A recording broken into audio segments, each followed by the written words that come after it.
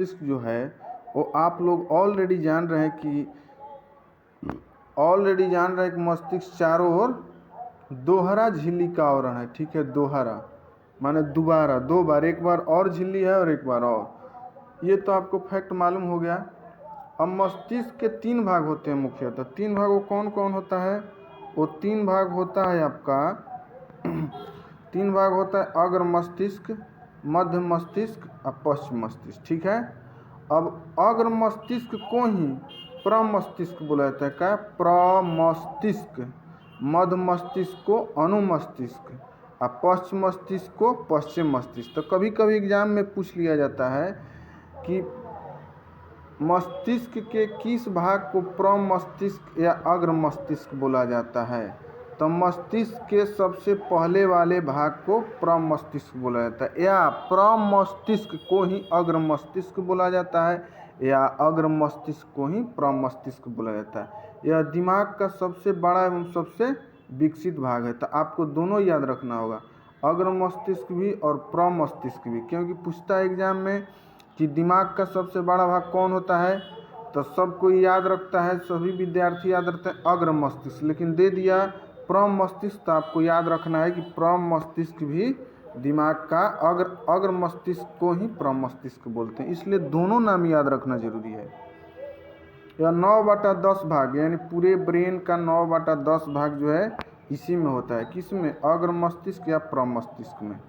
अब मध्य मस्तिष्क देख लेते हैं, जिसको अनुमस्तिष्क भी बोलते हैं। इसके 2 पार्ट, कार्पोरा क्वाड्रिजेनम और एक कौन है? सेरिब्रल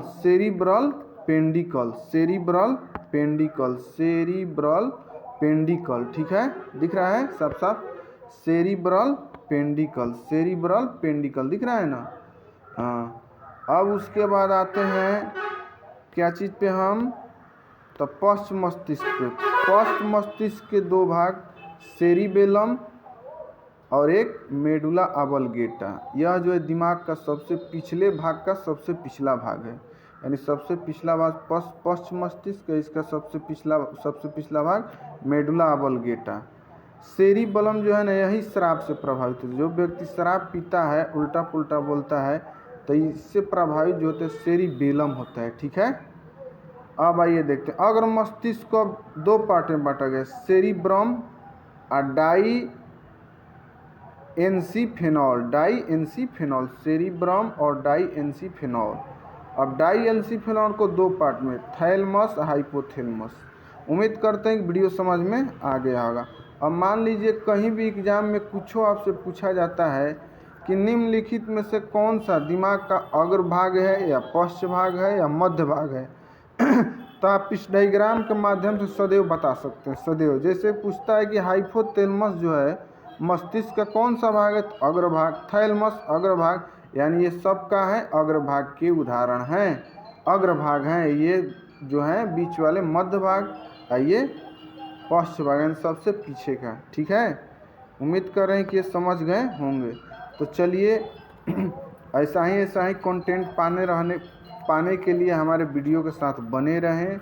आपका एक सब्सक्राइब या एक लाइक हमको क्या करता है? मोटिवेट करता है। वीडियो बनाने में दोस्त मेहनत होता है, इसलिए हमको मोटिवेट करें।